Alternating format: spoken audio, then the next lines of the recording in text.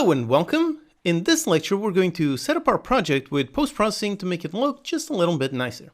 Okay, so first let me say that normally I would leave post-processing for the later stage in the game making process.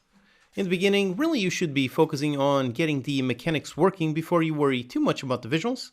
But having good visuals can also be great in terms of helping you stay motivated and continue working on the game. And since this course is a video, then it makes even more sense to set up some quick post-processing just to make the game look a bit nicer as we're building. Now we already have our project set up to use URP, so adding post-processing is actually pretty simple. It's actually already somewhat set up by default. Before we start changing things, let's actually rename our current scene to give it a proper name instead of sample scene. This is going to be our main game scene, so let's rename this to game scene. Then just click on reload to reload the same scene. Now here by default, this scene already contains a global volume game object, and if you look in the inspector, you can see it contains the volume component. This is how you add post-processing.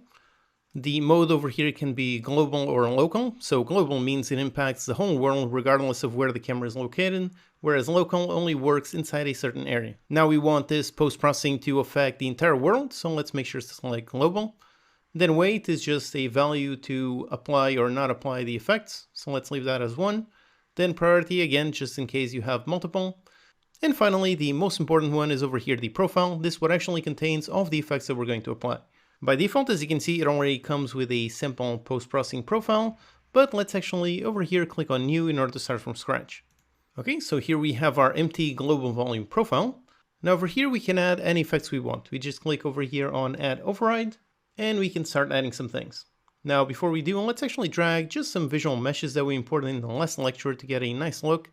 So let's go up here into the polygon prototype, let's open up the prefabs folder, and let's see, for example, the character. So let's drag the dummy character, and let's also drag perhaps a wall. So over here, let's see a wall like this one. And for a floor, so let's just right click on the hierarchy, let's create a 3D object, create a plane, put the Y on 0. We're just doing this for testing. We're going to delete these objects in a bit, so it's not necessary to make it exactly as I'm doing. Just let's go up here into the materials on the polygon prototype, and let's select just a random grid. So one with a bit of a different color just to test it out. Okay, so here grid 6 looks good. All right, so here we have some visual assets, so we can play around with the post-processing and see what it changes. Let's also just rotate the directional light so it comes from in front of here. So let's select directional light, then go into the rotate tool and just rotate it to be something like this. Okay, so we got the light coming straight from here, and there we got our nice shadow. All right, so here we have a bunch of visual assets. Now let's play around with post-processing. So go into the global volume game object.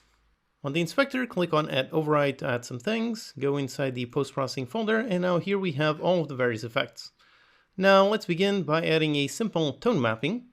Now this one is all about color correction, which is actually something that I'm not too familiar with, but I find that if you enable and you set it to neutral, it helps. So over here, first of all, how do you actually enable it? You just click on this checkbox, and then over here on the mode, you can change the settings. So in this case, let's put it with neutral tone mapping. And you can enable or disable the effect in order to see the difference over here. Also, one important note, just in case you don't see the effects happening over here, so as I enable or disable, you're seeing it change, but if you don't see that, then just make sure over here, this button on the top right corner of the scene view, the 5th button from the left, just to the right of the sound button, this one is the button for toggling all of the various effects. You can see if I disable this, then it doesn't show any effects, so it doesn't do anything, so make sure this one is enabled. You can even click on the little arrow and make sure pretty much all of these are enabled, except for the always refresh, so the screen doesn't need to refresh all the time, just when we move. Okay, so like this, let's continue adding some more effects. Next up, personally, I like to add a bit of saturation to make the colors pop. So that one is over here on the color adjustments. It's got all of these: exposure, contrast, color filter, hue shift, and saturation. So let's enable the saturation. And let's bring this up a bit just to make it look a bit better. So maybe something like 46. Then let's also enable contrast and also raise it by a little bit. Okay, something around this, around 37. Okay, that looks good.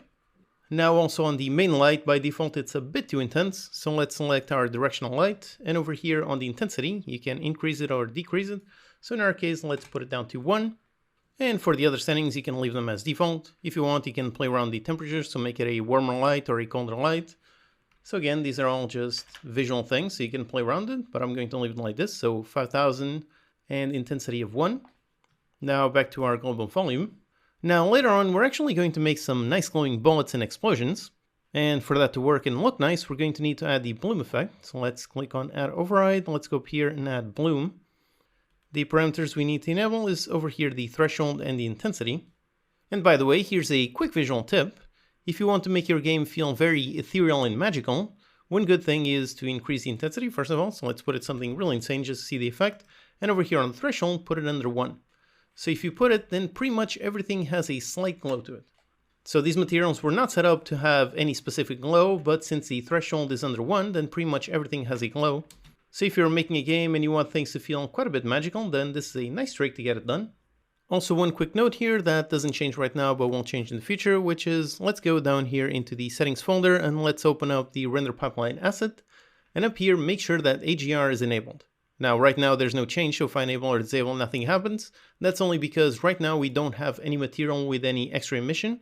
However, in the future, when we make those bullets and those explosions where we want things to glow, we're going to use AGR colors, so for that, make sure that this one is enabled. Again, it should already be done by default, but just verify that it is enabled. Also, one more thing is on the camera itself, so let's select the main camera game object. And on the inspector, on the rendering tab, make sure that post-processing is enabled. You can see the difference if we go into game view. So with it enabled, you can see all of the effects just like we see on the scene view. And if we disable, then nope, no effects. So make sure this one is enabled.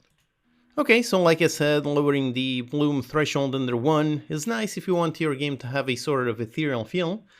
But in our case, it's a bit too intense. We want it to be a bit more realistic. So in our case, let's put the threshold and also the intensity around 1. Basically, we don't want anything to glow by default. We want to be able to choose which things we want to glow. Now for another fun effect, let's go up here, add another override, another post-processing. And the one we want right now is over here, the vignette.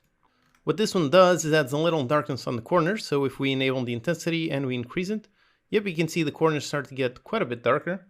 I think this effect looks great when it's a bit subtle, so let's put it something just around here. So maybe 0.45, so as you can see, just a slight darkness in the corner, so it looks a bit more cinematic. Okay, so I'm quite happy with all of these post-processing effects. We can enable and disable to see the difference between the default look and the one with post-processing. Yet another thing related to post-processing, but not in this component, is some anti-aliasing. For that one, you can enable it over here on the main camera. On the inspector, under the rendering tab, we have a field over here for the anti-aliasing. And you can select various modes. So first of all, you have FXAA. This one is super fast, but doesn't actually lead very good results. So if we really zoom in over here on the game view, by the way, you can do it with the mouse wheel, or up here you've got a scale slider, so you can slide it up and down. What this is doing is pretty much just increasing the size of the image, so it's not actually making any new resolution. And you can see FXAA makes things quite a bit too much blurry. Whereas if we go back into no, you can see quite a bit more jaggies, and with that one you see a bit more blurry. But again, this one is super fast. The other one is SMAA. This one can look quite a bit better, and you can also play around with the quality here. However, there's actually another anti-aliasing effect that we can add. However, that one is not done over here on the camera, so let's make sure we set this one into no anti-aliasing. And even though we have it at no, you can already see it does have some anti-aliasing. The reason for that is if we go into the render pipeline asset, again, we select the high fidelity by default. On this one, you can see on the quality tab, we have anti-aliasing MSAA. This one is the best one of all, but of course it's quite a bit more expensive. And you can click over here to get all the various samples. So if you disable it, yep, there you go. You see just how everything is jaggy. If you wanted to make a pixel art game, then this is pretty much what you would do. Just disable all anti-aliasing. But in our case, we do want it to look a bit better. So the default that comes with 4x, this one looks pretty good. Also, again, remember how you have multiple render pipeline assets for each quality level. So up here, you can see that high fidelity by default has anti-aliasing at 4x. The balance one has it disabled, and the performant also has disabled. Now, one final thing we can add is some nice screen space ambient occlusion. For that one, we need to go into the renderer. So first go into the render pipeline asset, and on the inspector, you can see over here the rendering list. And by default, it already created a render, so it's this one. And down here on the render features, by default, it already comes with screen space ambient occlusion. If it's not there by default, you can click on add render feature and you won't be able to see it here. So what this one does is it adds a tiny bit of shadows over there where geometry intersects. So for example, if we zoom in really on this corner, we can actually see it. So if we disable and enable it, we can see the difference that it makes. So it adds that little bit of shadow, which I personally find that looks quite nice. and also on the character itself. If we look at it in between all of the various joints, if we enable or disable, there it is. It's a subtle effect, but I think it looks great. The most important thing is really down here on the feet. So if you disable it, it almost seems like the character is floating, and if you enable it, it makes it feel much more grounded. Then again, as usual, you can play around with all of these settings. Now for me, I'm going to go with something a bit more intense, because I personally like it. So on the intensity, let's put it up to about 3, and for the radius, make it a bit smaller, so maybe 0.15. Again, remember how the settings differ depending on the type of game that you're making. We're essentially making a top-down turn-based strategy game, so the camera is going to be from about this distance. Naturally, you'd use different settings if your camera had a zoom in right about this level. So keep in mind how the game is going to be played when playing around these settings, and personally I think that these ones look good from about a fair distance. So if I enable or disable, yep, that's what it looks. And again, keep in mind that you have the multiple renderers, so if you're not seeing the effect, make sure you're changing the render for the quality that you have selected. So again, if you go into Edit and Project Settings, and you go into the Quality tab, the one that you have selected here is the one that is active on the editor. So I have selected the High Fidelity, so it's this one that is currently active, and it's this render. Alright, so here is our final post-processing stack. I think it looks pretty good, pretty nice. But again, most of these visual effects are very much personal preference. Like you saw in the beginning, most of this is stored over here on the volume profile. So if you want, you can keep a profile with exactly the same settings as me, and then you can click on Clone, and it's going to create a new profile. So there you go, we've got 2. And on this one, if you want, you can play around all of the things. So if you want a completely different look, you can go ahead and do that. The way you change the effects is really just change over here the profile, so let's drag the other one and back to normal. So here is your quick challenge. Play around the various effects to get the look that you personally like. You can add more effects, you can remove some, change the settings, do really anything you want. Alright, so go ahead, pause the video and give that a go.